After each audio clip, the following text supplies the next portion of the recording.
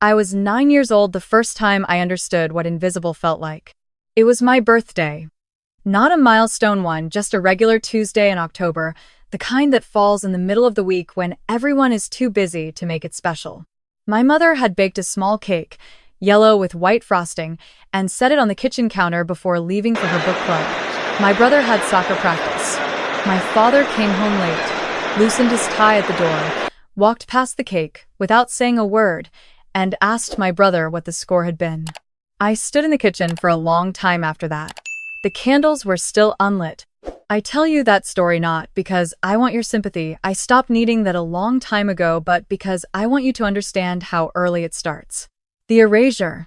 The slow, quiet kind that doesn't leave marks anyone else can see. It doesn't happen all at once. It happens in 1,000 small moments. A birthday cake with no candles, a report card with straight A's left on the counter, a school play where I had the lead role and the only person in the audience who didn't stand up at the end was my father. My name is Claire.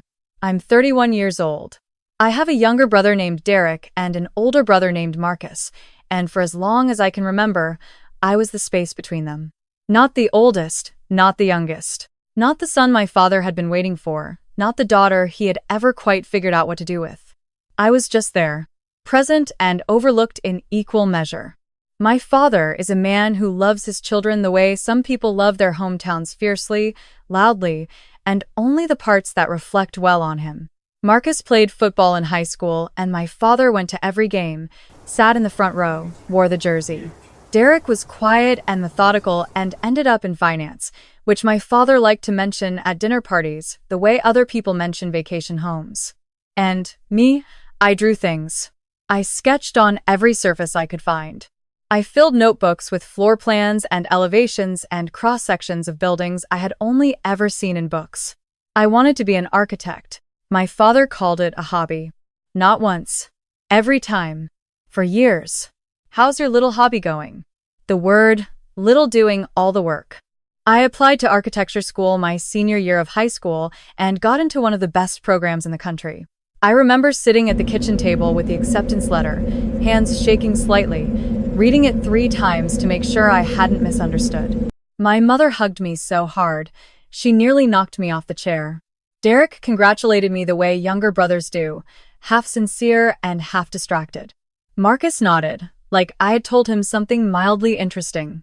My father looked up from his newspaper, looked back down, and said, "Architecture is a tough field for women." Not congratulations. Not I'm proud of you. Not even a question about the school. Just that sentence. Flat and certain, like a door closing. I left for college 2 months later with a full merit scholarship and the very clear understanding that I was on my own. Here's what I learned in the years that followed. When no one is watching you, you learn to watch yourself. You become your own audience, your own critic, your own loudest applause. I didn't have anyone to call after a good grade or a successful project review. I didn't have anyone who asked how things were going with the kind of genuine curiosity that waits for the real answer. So, I learned to keep going without that. I learned to find the fuel somewhere else in the work itself, in the buildings I was slowly learning to understand, in the quiet satisfaction of a problem solved on paper at 2 in the morning. I graduated near the top of my class. I took a job at a small but respected firm in Chicago.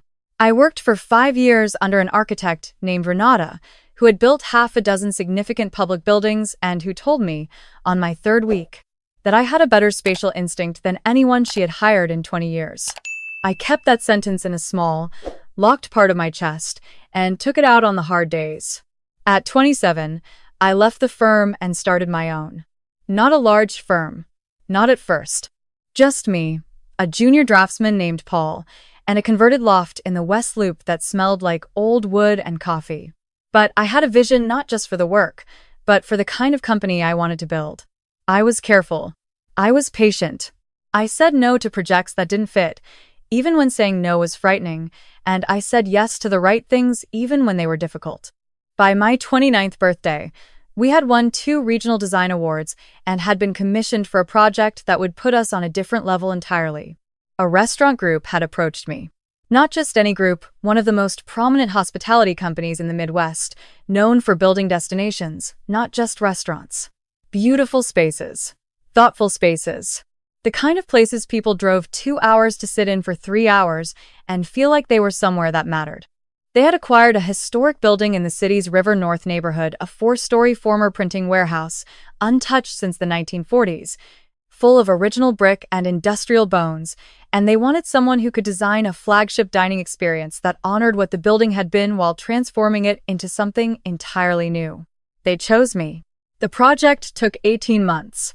I won't compress it into something small. It was the hardest and most consuming thing I had ever done, and also the most alive I had ever felt doing work. We opened on a Thursday evening in late spring, and by the following Monday, there was a waiting list 3 months long. I named it Foundry. I don't know exactly when my family became aware of Foundry. I hadn't told them about the project. I hadn't told them much of anything about my professional life in years, partly because they rarely asked in a way that invited a real answer, and partly because I had made a private decision somewhere along the way to stop seeking their validation and simply do the work. What they knew was what filtered through occasional family dinners and my mother's carefully neutral updates that I had my own little design company and that I seemed to be doing all right. The restaurant review in the Tribune changed things somewhat. Then the feature in a national architecture magazine. My mother called after that one. She sounded genuinely proud, though slightly confused, as if the reality of what I had built hadn't quite fit the version of me she had been keeping in her head. My father said he'd heard the restaurant was hard to get into. That was all. I want to tell you about the weekend that changed everything, but first I need to tell you about my brother Marcus's engagement party, which happened about 3 months after Foundry opened and which was the first time in a long time that the whole family was together in one room. Marcus had gotten engaged to a woman named Beth, who was warm and funny and deserved far better than the event my father planned for them, which was a catered party at my parents' house with approximately 40 of my father's closest friends and business associates. My brothers and I were not involved in the planning. We were invited, the way you invite furniture. I drove in from Chicago on a Saturday afternoon and arrived to find my father holding court in the backyard, arm around Marcus, telling a story I had heard 4 times before to a group of men who laughed at exactly the right moments. Derek was by the drinks table, talking about interest rates. My mother was inside, managing the caterers. Beth found me first. She hugged me genuinely and told me she had looked up Foundry and that she and Marcus had been on the waiting list for 2 months. I laughed and told her I'd take care of that. She looked at me like I had said something remarkable. I filed that away. The first 2 hours were fine. The food was good. I talked to relatives I hadn't seen in years. I caught up with an aunt who had once been kind to me and who grabbed both my hands and said she had read the Tribune piece 3 times. I felt, briefly, like a real person at a family event. Then my father gave a toast. He had a glass of good bourbon and a room full of people who had been listening to him talk for 40 years, and he used that to its fullest effect. He talked about Marcus at length, with genuine warmth, every football story, every promotion, the way he had always been destined for something big.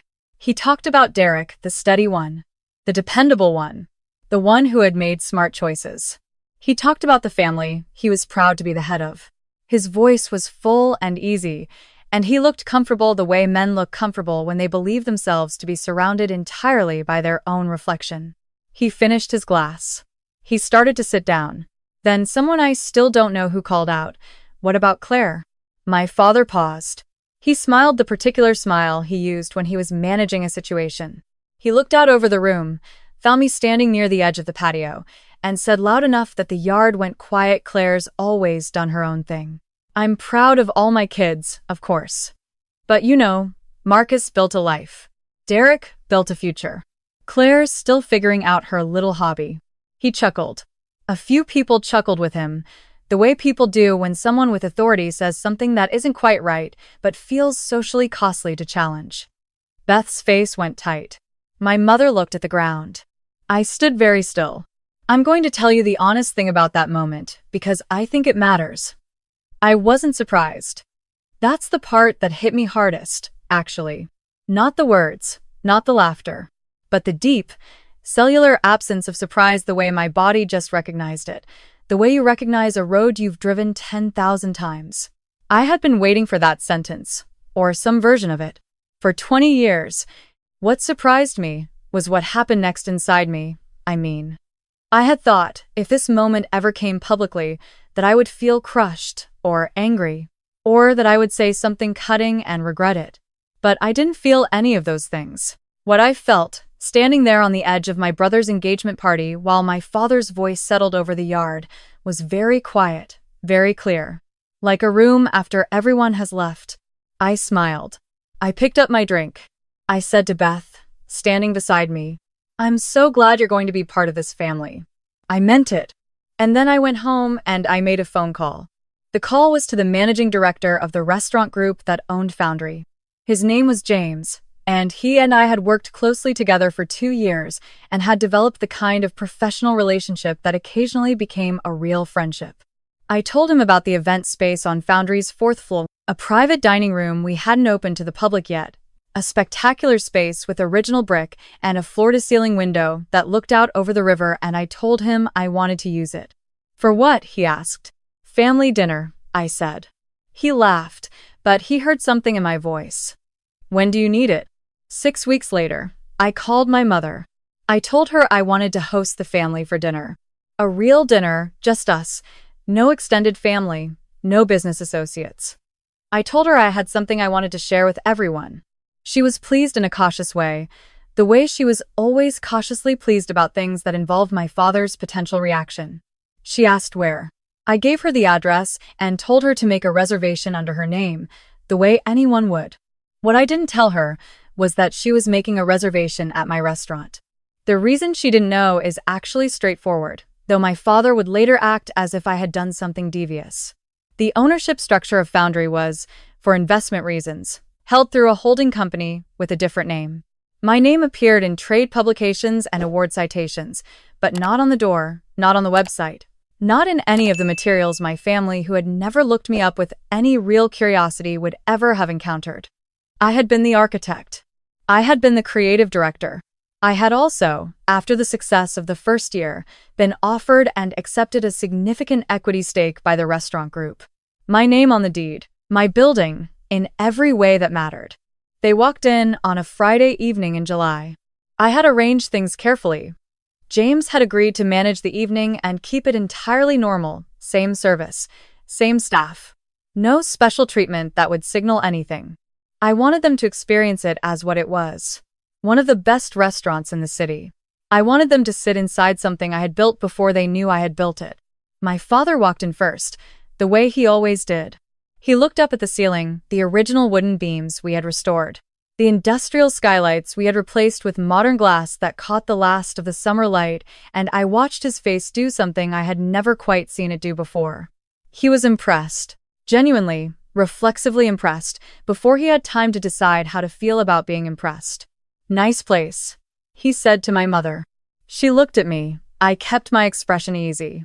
We were seated at a table by the large windows on the 4th floor, just as I had arranged. The city was gold outside.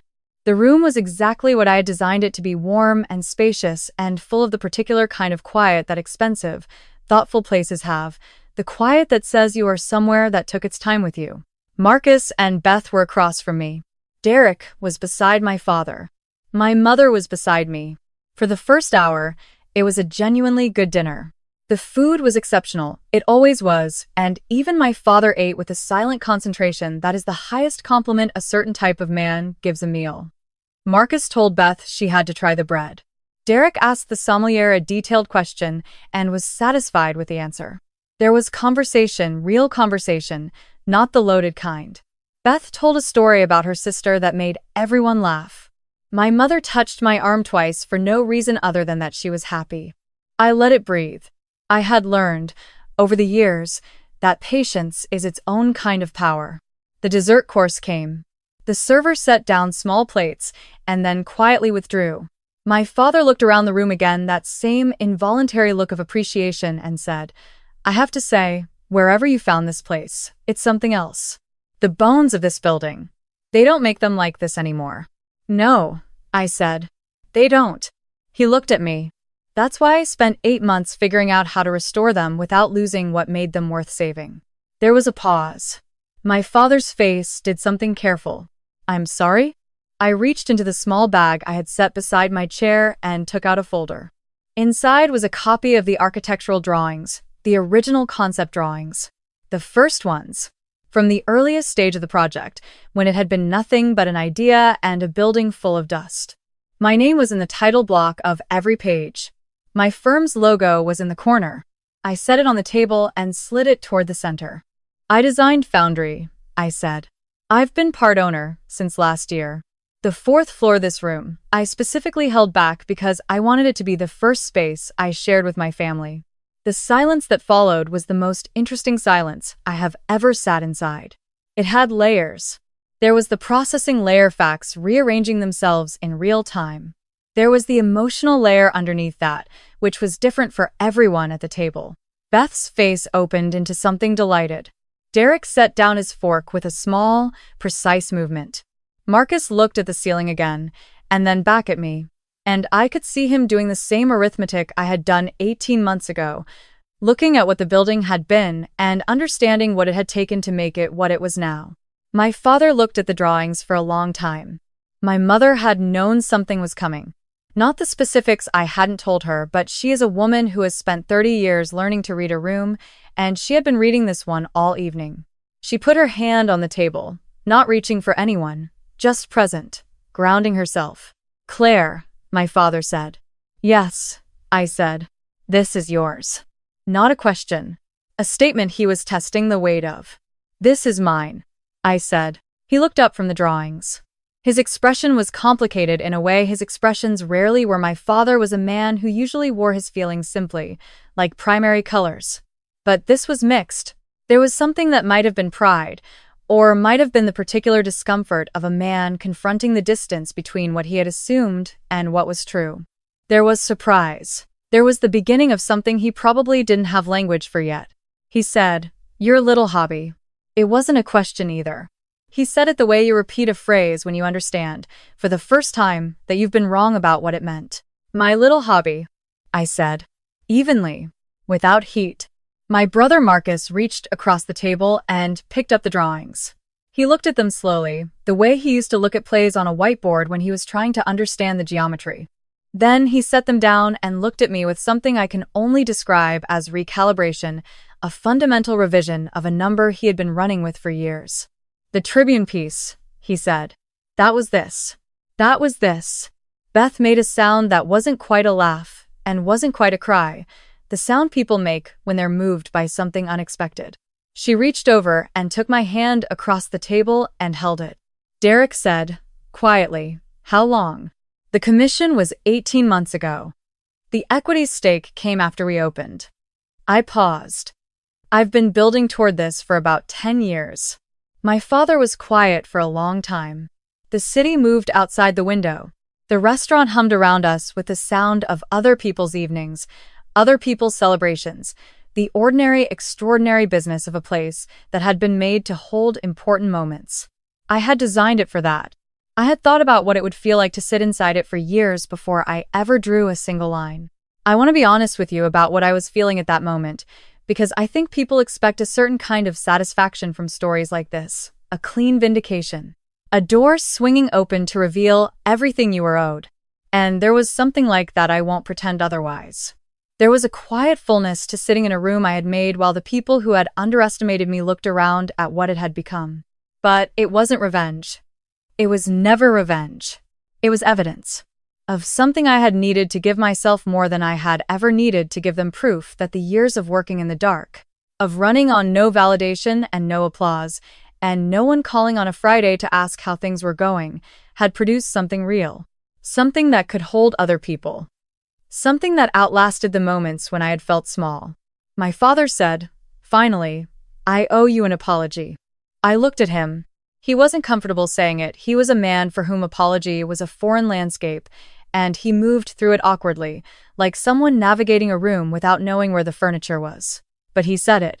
He looked at me directly and said it without flinching away, which I noted because it was not nothing. "I spent a long time not seeing what was in front of me," he said. "That's on me, not on you." He paused. "I'm proud of you, Claire. I should have been saying that for years." I looked at my father for a moment. This man who had looked past me at birthday cakes and school plays and report cards. This man who had used the word little like a weight to keep me from rising. This man who was now sitting in a room I had designed, in a building I partly owned, eating food prepared in a kitchen that existed because someone had trusted my vision enough to hand me a historic building and say, "Make this matter." "I know," I said. Not "I forgive you," not "thank you." Not "it's okay." I know. Because I had known it for a long time that he should have been saying it. What I had needed to find out was whether I could build a life without hearing it. And I had. And the life I had built was sitting all around us. In the grain of the restored wood and the evening light through the river window and the sound of a room that was full because I had made it worth filling. Marcus took the bill when it came. My father tried to take it from him. I put my hand on both of theirs and said, quietly, that it was on the house. The look on my father's face when he understood what that meant was the closest thing to an ending I have ever felt. We stayed for another hour. Beth asked me questions about the design process, real questions, the curious kind, and I answered them more fully than I had answered anyone in my family in years. Derek asked about the holding company structure, and I explained it, and I watched him register the layers of it, the patience it had required. My mother sat close to me and didn't say much, but twice she turned to me with an expression I had been waiting my whole life to receive from her. Not just love, which she had always given, but recognition. The kind that says, "I see you." Not who I imagined you might be, but who you actually are. At the end of the evening, in the elevator down, my father stood beside me. He was quiet. Then, as the doors opened onto the lobby I had designed with its original terrazzo floors and new bronze fixtures, and the long wall of sketches that traced the building's history from printing warehouse to what it was now. He looked at me and said, "How did you learn to see all of this?" I thought about that for a moment. About the notebooks I had filled as a child. About the years of no one asking. About a birthday cake with unlit candles and the particular education of being invisible. I had a lot of time to practice, I said. I didn't say it unkindly. I just said it truly. He nodded. And then he did something I don't have a full word for. He put his hand briefly on my shoulder. Not a hug, not quite, but a touch that carried everything he still didn't know how to say. I let it land. I didn't pull away. I didn't lean in. I just let it be what it was. A beginning, maybe. Or at least an acknowledgement that something had needed to begin. I drove home to Chicago that night with the windows down and the city humming past me, and I thought about the 9-year-old girl in the kitchen with the unlit candles. I thought about how long she had waited for someone to notice her, and how she had eventually stopped waiting and learned to light things herself. I wasn't angry at her for waiting. I wasn't angry at him for making her wait. What I felt, moving through the dark on the highway with the lights of the city shrinking behind me, was something simpler and harder to name. Something that lives on the far side of needing to be seen, in the quiet territory where you have finally become real to yourself. I turned the music up. I let the night come in. I had a full calendar for Monday. 3 new project consultations. A site visit, a call with a developer about a building in Detroit that had the same kind of bones Foundry had. The kind that deserved to be something. I had a team I trusted and work I believed in, and a name in this industry that I had built one careful decision at a time over 10 years. My father would tell this story eventually. I knew that. He would tell it the way people tell stories that reframe them as slightly better than they were, the version in which he always knew, in which pride was always present but just unexpressed, in which the daughter he had called a hobbyist was always the one he had been most privately watching. I understood that. I had no energy left to spend on correcting it. What I knew was what I had always known, even when no one else did. I was never a hobby. I was an architect. I was the thing itself, not the diminished version of it. And I had built the room to prove it. If you're watching this and you've ever been the one at the table who no one thought to toast, the one doing the work quietly, the one who stopped explaining themselves because the people who should have listened had already decided not to hear, I want to say something to you, and I want to say it simply. The building gets built anyway. The room gets filled. The work doesn't require an audience to be real. You are not waiting to become someone worth noticing. You already are. You have been the whole time. And someday, if you keep going, They'll walk into the room you built and look up at the ceiling the way my father looked up at the beams I had restored, and something true will land in them before they have time to decide how to feel about it. You don't have to say a word. Just let them look.